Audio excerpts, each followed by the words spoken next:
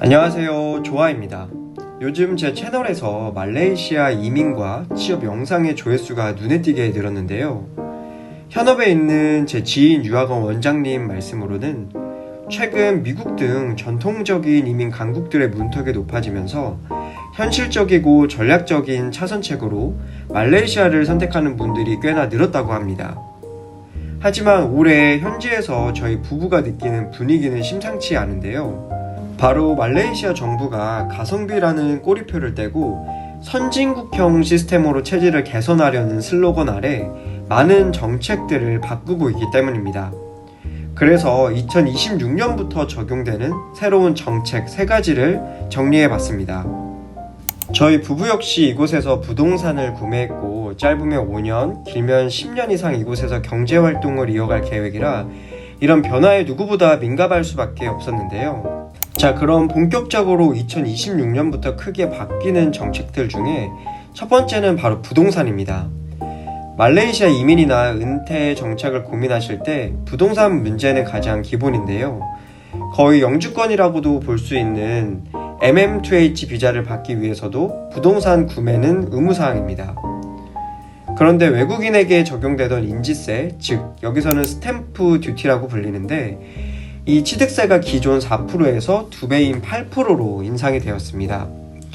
예를 들면 외국인이 구매 가능한 100만 링깃, 원화로 약 3억 원 중반대의 콘도를 샀다고 가정을 했을 때 작년까지만 해도 세금으로 약 1,200만 원만 내면 됐다면 올해부터는 그 2배인 2,400만 원을 내야 한다는 얘기입니다.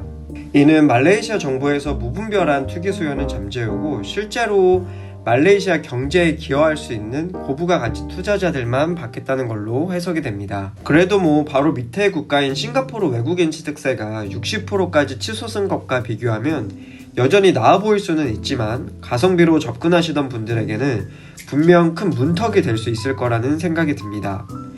저희는 이미 부동산을 구매해서 어쩔 수 없지만 아직 구매를 고려하고 계신 분들은 2026년 정책이 완전히 정착되기 전에 매수 타이밍을 잡거나 아니면 아예 장기 렌트로 거주하면서 시장의 흐름을 좀 지켜보는 유연한 전략이 필요해 보입니다. 두 번째는 취업 정책입니다. 참고로 말레이시아 취업 방법, 급여 및 복지 수준 내용이 궁금하시면 오른쪽 위에 링크 클릭하셔서 저희 지난 영상 참고하시면 좋을 것 같고요.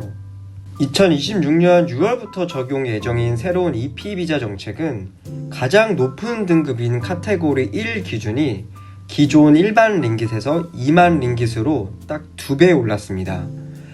한국 돈으로 월급 약 600에서 700만 원 정도는 받아야 10년짜리 장기 비자를 주겠다는 말인데요.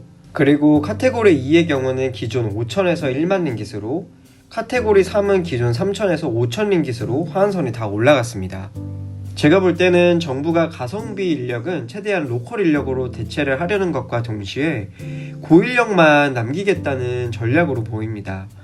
다만 이번 개정안이 꼭 나쁘기만 한 건 아닌데요. 예전에는 카테고리 3 비자 소지자는 종속 비자, 그러니까 가족을 데리고 올 수 있는 DP 비자를 받기가 거의 불가능했다고 보시면 되세요. 그런데 2026년부터는 카테고리 3도 공식적으로 가족 동반이 가능해졌습니다.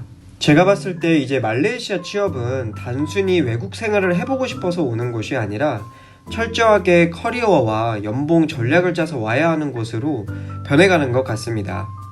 자, 이제 마지막 세 번째는 운전면허증 교환제도 폐지입니다. 어쩌면 이 부분이 실생활에서 가장 귀찮아질 수도 있는 내용인데요. 그동안 한국 면허증 있는 분들은 대사관 공증을 받아서 JPJ, 이 나라 교통국에 가면 말레이시아 면허증으로 바로 바꿔줬잖아요. 그런데 이 단순 교환 방식이 2025년 말부터 단계적으로 중단되어 2026년부터는 전면 폐지될 예정입니다. 그래서 이제는 현지인들이랑 똑같이 운전학원에 등록을 해서 이론 수업 6시간 듣고 필기시험도 치고 도로주행까지 다 합격해야 면허증이 나온다고 합니다.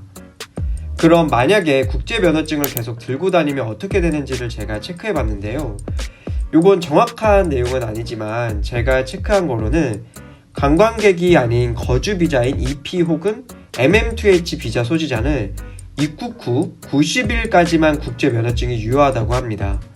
90일이 지났는데도 현지 면허 없이 국제 면허증만 믿고 운전하다가 걸리게 되면 무면허 운전으로 간주가 되어 최소 약 300링깃에서 최대 1000링깃 벌금에 부과될 수 있다고 합니다.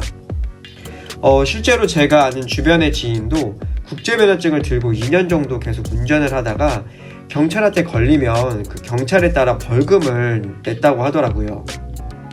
자, 오늘 이렇게 2026년부터 확 바뀌는 말레이시아의 3가지 큰 변화를 짚어봤는데요.